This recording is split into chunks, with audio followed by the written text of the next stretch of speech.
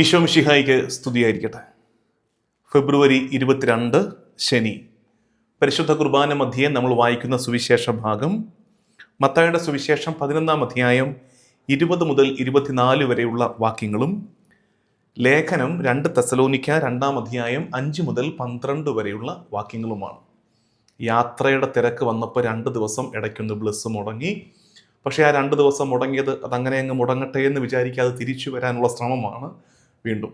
അപ്പം നിങ്ങൾ അങ്ങനെ ഓർത്താൽ മതി. ഒരു ദിവസം 2 ദിവസമൊക്കെ ബ്ലസ് മുടങ്ങുമ്പോൾ യാത്രയിലായിരിക്കും, ഇടയ്ക്ക് എടുക്കാൻ പറ്റിയില്ല എന്ന് ഓർത്തേക്കണം. ചിലപ്പോൾ ചില അസൗകര്യങ്ങൾ അപ്രതീക്ഷിതമായിട്ടൊക്കെ വരുവേ. നമ്മൾ ബ്ലസ് എടുക്കാൻ വേണ്ടി ഇരിക്കുന്ന സ്ഥലത്ത് ഇത് കൊണ്ടു നടന്നെടുക്കുക, ഡെയിലിയാണ്, അന്നത്തേക്കുള്ള അപ്പം ചുട്ടുകൊണ്ടിരിക്കുകയാണ്, നേരത്തെ എടുത്ത് വെക്കുന്നതല്ല. അപ്പോൾ ചിലപ്പോൾ നമ്മൾ ബ്ലസ് ഷൂട്ട് ചെയ്യാൻ വേണ്ടി ഇരിക്കുന്നിടത്തായിരിക്കും എന്തെങ്കിലും സൗണ്ട്, നോയ്സ്, അവിടെ കൺസ്ട്രക്ഷൻ വല്ലതും നടക്കുന്നു, എടുക്കാൻ പറ്റത്തില്ല. ചിലപ്പോൾ എടുത്തു വെക്കും, പ്രോപ്പർ നെറ്റ് കിട്ടുകയില്ല, അപ്ലോഡ് ചെയ്യാൻ പറ്റുകയില്ല. അപ്പോൾ അതൊക്കെ സംഭവിക്കും. അങ്ങനെയൊക്കെ ആയിരിക്കും ചിലപ്പോൾ 1-2 ദിവസമൊക്കെ മുടങ്ങുന്നത്. നീളൻ മുടങ്ങൽ നേരത്തെ പറയാറുള്ള ഒരല്പം അലസത കയറി വരുന്നതായിരിക്കും. അല്ലാതെ 1-2 ദിവസമൊക്കെ മുടങ്ങുന്നത് അങ്ങനെയായിരിക്കും എന്നോർത്ത് ഒന്ന് പ്രാർത്ഥനയിൽ ഓർത്തേക്കണമെന്ന് അഭ്യർത്ഥിക്കുന്നു. ഇന്നത്തെ ഭാഗം എടുക്കാം, ബൈബിൾ എടുക്കാം. മത്തായി സുവിശേഷം 11 അധ്യായം 20 മുതൽ 24 വരെയുള്ള വാക്യങ്ങൾ. ബാംഗ്ലൂരാണ്. ബാംഗ്ലൂർ ജാലഹള്ളിയിൽ ധ്യാനം നടന്നുകൊണ്ടിരിക്കുകയാണ്. ഇന്നലെ തുടങ്ങി ഞായറാഴ്ച വരെ ഇവിടെ ധ്യാനമാണ്. ഇവിടെ പ്രാർത്ഥനയിൽ പ്രത്യേകം ഓർത്തേക്ക്. ജാലഹള്ളി സെയിൻറ്റ് തോമസ് ഫൊറോന പള്ളിയിൽ ധ്യാനമാണ്. ഒത്തിരി പേര് ധ്യാനം കൂടാൻ വന്നിട്ടുണ്ട്. അവർക്കൊക്കെ ഇത് ദൈവാനുഗ്രഹത്തിൻ്റെ നാളുകളാകാൻ പ്രത്യേകം പ്രാർത്ഥനയിൽ ഓർത്തേക്കണം.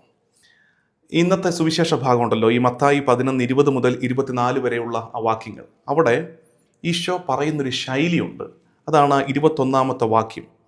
കൊറാസീൻ നിനക്ക് ദുരിതം, ബെത്സയിദ നിനക്ക് ദുരിതം. നിന്നിൽ നടന്ന അത്ഭുതങ്ങൾ ടൈറിലും സീദോനിലും നടന്നിരുന്നെങ്കിൽ അവ എത്ര പണ്ടേ ചാക്കൊടുത്ത് ചാരം പൂശി അനുദപിക്കുമായിരുന്നു. അത് കഴിഞ്ഞ് താഴോട്ട് വരുമ്പോൾ വീണ്ടും പറയുന്നുണ്ട്, കഫർനാമേ നീ സ്വർഗത്തോളം ഉയർത്തപ്പെട്ടുവെന്നോ പാതാളം വരെ നീ താഴ്ത്തപ്പെടും. കാരണം സോദോം സംഭവിച്ചിരുന്നെങ്കിൽ നിന്നോട്. അപ്പോൾ ടൈർ, കൊറാസീൻ, ബെത്സയിദ, കഫർനാം, ഈ നഗരങ്ങളോട് കർത്താവ് ഇങ്ങനെ കലഹിക്കുകയാണ്. എന്തു പറഞ്ഞാൽ, നിങ്ങൾക്ക് വേണ്ടി ഞാൻ ചെയ്തത് അവർക്ക് വേണ്ടി ചെയ്തിരുന്നെങ്കിൽ അവരെത്ര പണ്ടേ അനുദപിക്കുമായിരുന്നു. നമ്മളപ്പോൾ തുടങ്ങേണ്ടത് അനുദപിക്കുന്നു എന്ന വാക്കാണ്. പുറകിൽ തുടങ്ങാം. അനുദപിക്കുമായിരുന്നു. എന്താ അനുതാപം? കർത്താവിലേക്ക് ടേൺ തിരിയുമായിരുന്നു, കർത്താവിലേക്ക് തിരിച്ചു വരുമായിരുന്നു. ഞാൻ നിങ്ങളോട് കാട്ടിയ ആ സ്നേഹമുണ്ടല്ലോ, നിങ്ങളോട് കാട്ടിയ കരുണ അവരോട് ഞാൻ കാണിച്ചിരുന്നെങ്കിൽ അവരെത്ര പണ്ടേ അധികമായിട്ട്, ഇതുപോലൊന്നുമല്ല, അധികമായിട്ട് തിരിച്ചെൻ്റെ അടുത്തേക്ക് വരുമായിരുന്നു. ശരിക്കും നമ്മളെ കൊളുത്തി വലിക്കേണ്ട വാക്കുകളാണത്. ശരിക്കും നമ്മൾ ഇരുന്ന് ധ്യാനിക്കാൻ മാത്രമുണ്ട് പ്രിയമുള്ളവർ. അതായത് നമ്മളിൽ പലരും വിചാരിച്ചിരിക്കുന്നുണ്ടല്ലോ നമ്മളിപ്പോൾ ചെയ്യുന്ന കോക്കയാണെന്ന്. ചിലർ പറയും, ഞാൻ പള്ളിയിൽ പോകുന്നുണ്ടല്ലോ, ഞാൻ പ്രാർത്ഥിക്കുന്നുണ്ടല്ലോ, കുടുംബത്തിൽ പ്രാർത്ഥിക്കുന്നുണ്ടല്ലോ, ഞാൻ എനിക്ക് പറ്റുന്നവർക്കൊക്കെ എന്തെങ്കിലുമൊക്കെ നല്ല കാര്യങ്ങൾക്കൊക്കെ എൻ്റെ സമ്പത്തിൻ്റെ പങ്ക് കൊടുക്കുന്നുണ്ടല്ലോ. അപ്പോൾ എപ്പോഴും ചോദിക്കേണ്ട ഒരു ചോദ്യം, ഞാൻ ഈ ചെയ്യുന്ന നല്ല കാര്യങ്ങളൊക്കെ അതിനെ അപ്രീഷിയേറ്റ് ചെയ്യുന്നു കേട്ടോ, കുറ്റം പറയുകയല്ല. നിങ്ങൾ ഓർത്തേക്കരുത്, നാക്കെടുത്താൽ കുറ്റമേ പറയുള്ളൂ, കുറ്റം പറയുന്നതല്ല, അഭിനന്ദിക്കുകയാണ്. പക്ഷെ അപ്പോഴും ഓർക്കേണ്ടത്, എനിക്ക് ലഭിച്ച അനുഗ്രഹങ്ങൾക്ക് ആനുപാതികമായിട്ടാണോ ഞാൻ ഈ നല്ല കാര്യങ്ങൾ ചെയ്യുന്നത്? അതാണ് കർത്താവ് ചിന്തിക്കുന്നത്. ശരിക്കും പ്രപ്പോർഷണേറ്റ് ആണോ? ലഭിച്ച അനുഗ്രഹങ്ങൾക്ക് ആനുപാതികമാണ്. മറ്റുള്ളവർ നോക്കുമ്പോൾ ചെയ്യുന്നുണ്ട്, നമ്മൾ എല്ലാം ഭംഗിയായിട്ട് ചെയ്യുന്നുണ്ട്. പക്ഷേ നമുക്കും ദൈവത്തിനും അറിയാം നമുക്ക് ലഭിച്ചിരിക്കുന്ന എന്തോരമാണെന്ന്. ആ ലഭിച്ചിരിക്കുന്നതിന് ആനുപാതികമായിട്ട് കൊടുക്കാൻ നമുക്ക്, അത് കർത്താവിനും ചുറ്റുമുള്ളവർക്കും, ഉടയവനും ആ കൂടപ്പുറപ്പുകൾക്കും ചുറ്റുമുള്ളവർക്കും സഹോദരങ്ങൾക്കും ഒക്കെ കൊടുക്കാൻ നമുക്ക് പറ്റുന്നുണ്ടോ? ശരിക്കും നമ്മൾ ഗൗരവത്തോടെ ചിന്തിക്കണം. ഇപ്പം ഞാനിപ്പോൾ ഉദാഹരണം എൻ്റെ കേസ് പറയാം. ഇപ്പം ഞാൻ ചിന്തിക്കുകയാണ്, ഞാൻ പറ്റുന്ന പോലൊക്കെ വചനം വ്യാഖ്യാനിക്കാൻ ശ്രമിക്കുന്നുണ്ട്, ധ്യാനം കൊടുക്കുന്നുണ്ട്, പ്രസംഗങ്ങൾ നടത്തുന്നുണ്ട് എന്നൊക്കെ വേണമെങ്കിൽ ചിന്തിക്കാം. പക്ഷെ അപ്പോഴും ഞാൻ ഇടയ്ക്കിരുന്ന് ധ്യാനിക്കേണ്ടത്, കർത്താവിൻ്റെ വചനത്തെ ധ്യാനിക്കാനും വ്യാഖ്യാനിക്കാനും എളിയവനായ എനിക്ക് കർത്താവ് നൽകിയിരിക്കുന്ന ഈ കൃപ, ഇതൊരു കഴിവല്ല, അതൊരു കൃപയാണ്. ആ കൃപ മറ്റൊരാൾക്ക് കർത്താവ് നൽകിയിരുന്നെങ്കിൽ അവരെ എത്ര അധികമായി ചെയ്യുമായിരുന്നു എന്നെപ്പോഴും ചിന്തിക്കും. അതുകൊണ്ട് നമുക്ക് ആർക്കും ഉണ്ടല്ലോ ഒരു പരിധിക്കപ്പുറത്ത് അഭിമാനിക്കാനൊന്നുമില്ല. ഈ നമുക്ക് തന്നത് വേറൊരാൾ കൊടുത്തിരുന്നെങ്കിൽ അവർ കുറേ കൂടെ ഹാർഡ് വർക്ക് ചെയ്യത്തില്ലായിരുന്നോ? കുറേ കൂടെ അവർ പരിശ്രമിക്കത്തില്ലായിരുന്നോ? അതുകൊണ്ടപ്പോൾ നമ്മളെല്ലാ കാര്യവും അങ്ങനെ അസസ് ചെയ്യണം. കർത്താവിൻ്റെ സങ്കടമാണത്. അത് കറക്റ്റായിട്ട് കർത്താവിൻ്റെ ആ സങ്കടം നമുക്ക് കാണാൻ പറ്റുന്നത് ഇന്നത്തെ ഇന്നത്തെ ഭാഗം അല്ലെങ്കിൽ കൂടി, വചനത്തിൻ്റെ ഭാഗം അല്ലെങ്കിൽ കൂടി എനിക്കത് ഭയങ്കരമായിട്ട് ഹൈലൈറ്റ് ചെയ്യാൻ പറ്റുന്നൊരു കാര്യം എന്നറിയുമോ?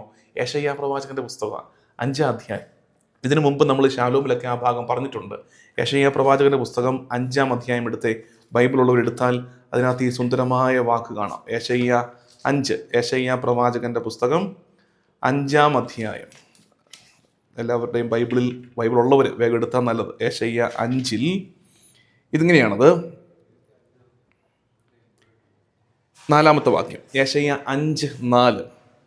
എൻ്റെ മുന്തിരിത്തോപ്പിന് വേണ്ടി. ആരാണ് ഈ കർത്താവിൻ്റെ മുന്തിരിത്തോപ്പ്? ഇത് എഴുതുന്ന കാലത്ത് ഇസ്രായേൽ, ഇത് വായിക്കുന്ന കാലത്ത് നമ്മൾ, ഒബ്വിയസ്ലി നമ്മൾ. കർത്താവ് ചോദിക്കുകയാണ്, കർത്താവ് ആ ഭാഗം എങ്ങനെയാണ്? കർത്താവ് ഒരു മുന്തിരിത്തോട്ടം നനച്ചു വളർത്തിയെടുത്തു. കർത്താവിന് പ്രിയപ്പെട്ടൊരു മുന്തിരിത്തോട്ടം, നല്ലത് കിട്ടുമെന്ന് കർത്താവ് പ്രതീക്ഷിച്ചു സ്വാഭാവികമായിട്ടും, കാരണം ചെയ്യുമെന്നെല്ലാം കർത്താവ് ചെയ്തു. പക്ഷെ കിട്ടിയതാകട്ടെ കാട്ടുമുന്തിരിപ്പഴം. ആ നേരത്തെ കർത്താവ് ചോദിക്കുന്ന ചോദ്യമാണിത്. യെശയ്യാ 5:4. എൻ്റെ മുന്തിരിത്തോട്ടത്തിന് വേണ്ടി ഞാൻ ചെയ്തതിലേറെ എന്താണ് ചെയ്യേണ്ടിയിരുന്നത്?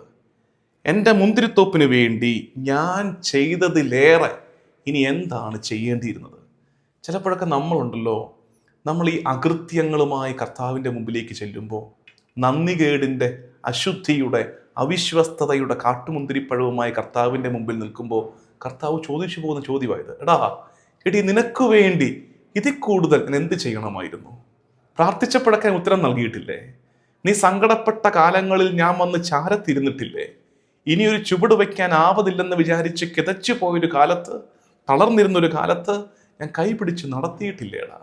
കുറ്റാക്കൂരിട്ട് മുമ്പിൽ കണ്ടൊരു കാലത്ത് ഞാൻ നിനക്ക് മുമ്പിൽ തിരിയായി തെളിഞ്ഞിട്ടില്ലേ? ഇതിൽ കൂടുതൽ ഞാൻ നിനക്ക് വേണ്ടി എന്ത് ചെയ്യണമായിരുന്നു? കർത്താവിൻ്റെ ചോദ്യമാണ്. കൊറാസീൻ, നിനക്ക് ദുരിതം. ബെത്സൈദ, നിനക്ക് ദുരിതം. ഖഫർനാമേ, നിനക്ക് ദുരിതം. നിനക്ക് വേണ്ടി ഞാൻ ചെയ്തത് മറ്റൊരാൾക്ക് വേണ്ടി ചെയ്തിരുന്നെങ്കിൽ അവരെത്രയധികമായി എൻ്റെ സ്നേഹത്തിലേക്ക് തിരികെ വരുമായിരുന്നു എന്നാണ് കർത്താവ് ചോദിക്കുന്നത്. ശരിയാണ്, ചില പ്രാർത്ഥനകൾക്ക് ഉത്തരം കിട്ടുന്നില്ല. അതിൻ്റെ സങ്കടവും അതിൻ്റെ മുഖം വീർപ്പിക്കലും ഒക്കെ നമുക്ക് കർത്താവിൻ്റെ മുമ്പിലുണ്ട്. പക്ഷെ തന്ന കരുണയെ മറക്കരുത്. കർത്താവ് നമ്മുടെ മേൽ ചൊരിഞ്ഞ കൃപയെ മറക്കരുത്. എന്തോരം തന്നു കർത്താവ്. അതിനാനുപാതികമായി കർത്താവിന് കൊടുക്കാൻ നമുക്ക് പറ്റണം. അങ്ങനെ കൊടുത്തില്ലെങ്കിൽ അത് അനീതിയാണ്. അത് അനീതിയാണ്. Giving one's due. അർഹതപ്പെട്ടത് കൊടുക്കണ്ടേ? ഇത്രയും തന്ന കർത്താവിന് തിരിച്ചു കിട്ടാൻ അവകാശവും അർഹതയില്ലേ? കർത്താവിന് പ്രതീക്ഷിക്കാൻ അവകാശമില്ലേ നല്ലത് തരുമെന്ന്? അങ്ങനെ അനീതിയിൽ ജീവിക്കരുത്. നല്ലത് നൽകിയവന് നല്ലത് തിരിച്ചു കൊടുക്കാതെ ജീവിക്കുമ്പോൾ അത് അനീതിയിലുള്ള ജീവിതമാകും. അതാണ് ലേഖനത്തിൽ പറഞ്ഞിട്ടുണ്ട്. നിങ്ങളെടുക്ക് 2 തെസ്സലോനിക്ക 2-ാം അധ്യായം 5 മുതലുള്ള വാക്യങ്ങൾ. 2-ാം അധ്യായം 2 തെസ്സലോനിക്ക 2-ാം അധ്യായം 5 മുതൽ 12 വരെയുള്ള വാക്യങ്ങളാണ്.